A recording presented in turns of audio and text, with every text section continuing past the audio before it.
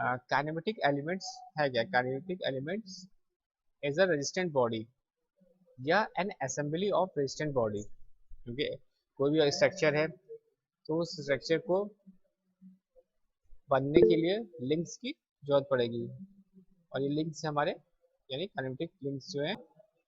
यहाँ पे आपने देखा कि काइनेमेटिक एलिमेंट्स हमारे क्या है, एक रेजिस्टेंस बॉडी है या असेंबली है रेजिस्टेंट बॉडी की, which go to make a part of parts of machine connecting others parts. जैसे कि क्लियर आउट किया गया कि मशीन है, मशीन के अंदर वेरियस पार्ट्स होंगे, तो उन पार्ट्स को कनेक्टिविटी करने के लिए जो पार्ट्स है मशीन के, मशीन में वेरियस पार्ट्स होंगे, मोटर्स होंगे, असेंबलिंग हो गया, बेस यूनिट्स होगा, और टूल्स होगा, हेड्स होंगे, तो बहुत सारी कनेक्टिविटी करने के लिए हमें जरूरत पड़ती है, और उनके बीच में हमें मोशंस भी चाहिए, that is your relative motion, यहाँ पे आप देख सकते हैं। तो kinetic element is a resistant body or an assembly of resistant body which go to make a part of या parts of machine connecting other parts which have motion related to it। यानी अगर आप कोई भी vehicle की बात कर ले, चाहे आप कार की बात कर ले, चाहे बाइसिकल की बात कर ले, चाहे आप ट्रक की बात कर ले, तो आप ये देखोगे कि वो हमारा ऐसा वेरियस पार्ट से कनेक्ट रहता है। एक स्ट्रक्चर होता है, उसमें बहुत सारे पार्ट्स होते हैं, और तब वो क्या करता है, तब भी वो मोशन में होता है, जिसकी वजह से पूरा स्ट्रक्चर जो होता है वो हमें मूव दिखाई देता है। तो वो पॉसिबल कब है, जब उसके आपस में कनेक्टिविटी हो, यानी आपस में लिंक अटैच हो। तो अ काइनेमेटिक लिंक हमारा is assume to be a completely rigid। The machine components which do not fit this assumption of a rigidity, such as a springs, usually have no effect of the kinematic of device, but do play a role in supplying forces। Such members are not called links। As a support का काम कर रहे हैं, और जिसकी वजह से जो स्ट्रक्चर है वो हमारा मूव कर पाएगा।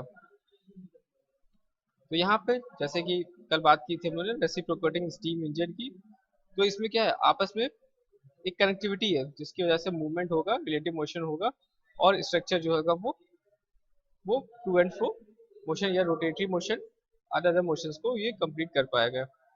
इसमें जो पर्टिकुलर पार्ट्स की बात करें तो आप देखेंगे वेरियस पार्ट्स यहाँ पे दिख रहे हैं आपको। पिस्टन दिख रहा है, पिस्टन रॉड दिख रहा है, क्रॉस हेड दिख रहा है, कनेक्टिंग रॉड हो गया, और स्मॉल एंड बेरिंग्स हो गया, क्रैंक शाफ्ट हो गया, फ्लाई व्हील हो गया, सिलेंडर इंजन हो गया, फ्रेम हो गया, बेरिंग्स हो गए। तो इस तरह से बहुत सारे पार्ट जो होते हैं आपस में कनेक्ट होते हैं with the help of links.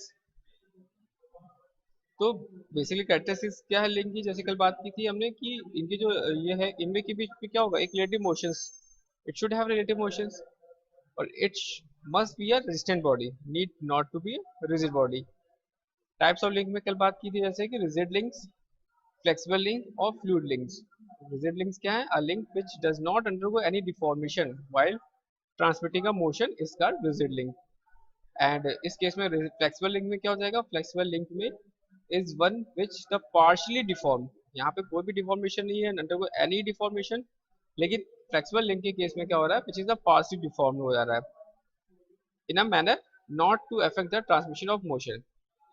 जैसे कि बेल्ट, रोप्स और पुलिस के बारे में कल बात की थी। फ्लूइड लिंक्स क्या है, फ्लूइड लिंक्स बेसिकली क्या है, fluid links is one which is formed by having a fluid in receptor at the motion is transmitted to the fluid by pressure या compression, जिसमें कि हम लोग पास्कल्स लॉ को यूटिलाइजेशन करते हैं, और पास्कल लॉ के अकॉर्डिंग एक पॉइंट पर अगर फोर्स लगाएंगे तो वो इक्वली डिस्ट्रीब्यूट हो जाता है।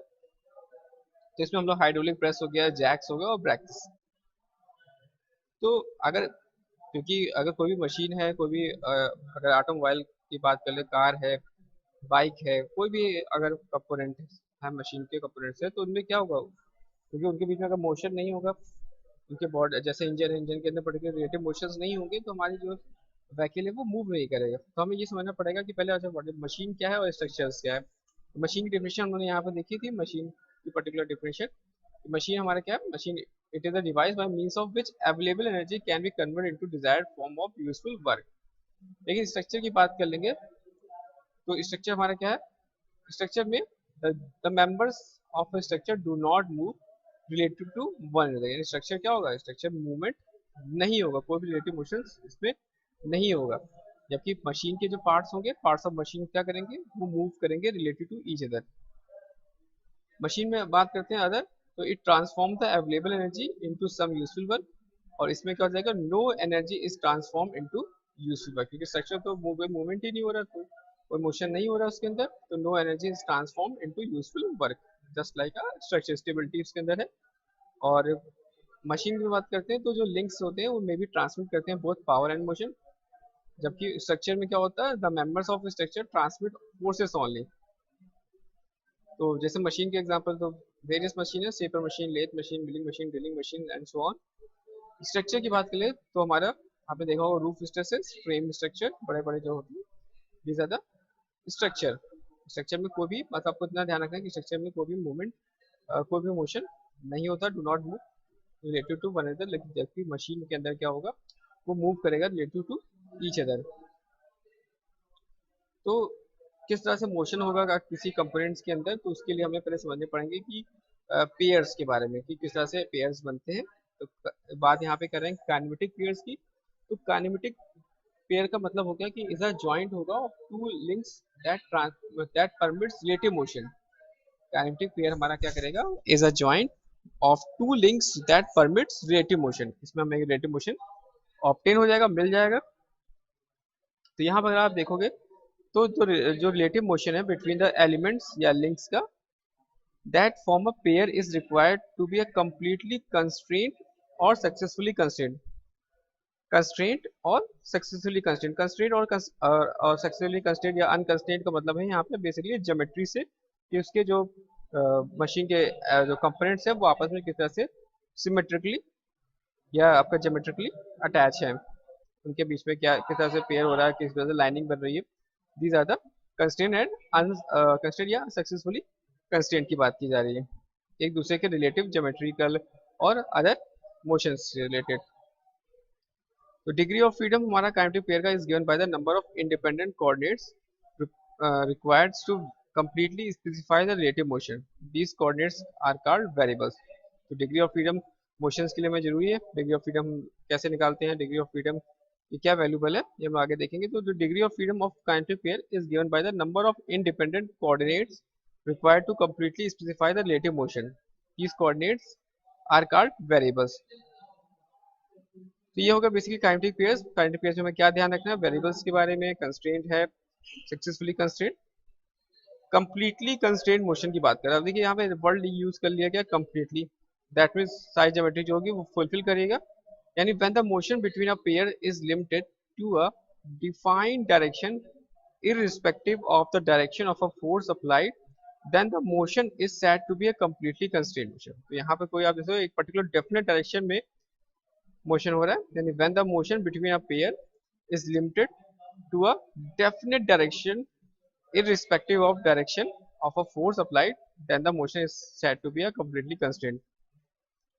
तो यहाँ पे अगर आप देखोगे तो यहाँ पे आपको एग्जांपल दिखाया जा रहा है completely constrained motion का, जिसमें आप यहाँ पे देख सकते हैं स्क्वायर बार है, यहाँ पे एक शाफ्ट है, यहाँ पे एक कॉलर है, और this is the first diagram, आप यहाँ पे स्क्वायर होल दे सकते हैं, और सेकंड डायग्राम जिसमें आप यहाँ पे स्क्वायर बार इस तरह से दे सकते हैं एंड शाफ्ट।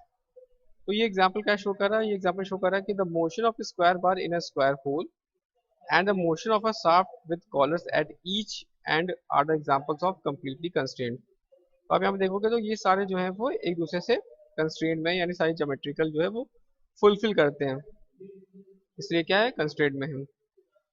तो the motion of the piston and cylinder in a steam engine in which motion of the piston is limited to a definite direction is also an example of complete constraint motion. तो यहाँ पे आप साफ साफ देख रहे हैं कि डेफिनेट डायरेक्शन की बात की जा रही है, तो आप यहाँ से भी समझ सकते हैं डेफिनेट डायरेक्शन की बात की जा रही है, तो हमारा कंप्लीट कंस्ट्रेंट मोशन के अंतर्गत आएगा।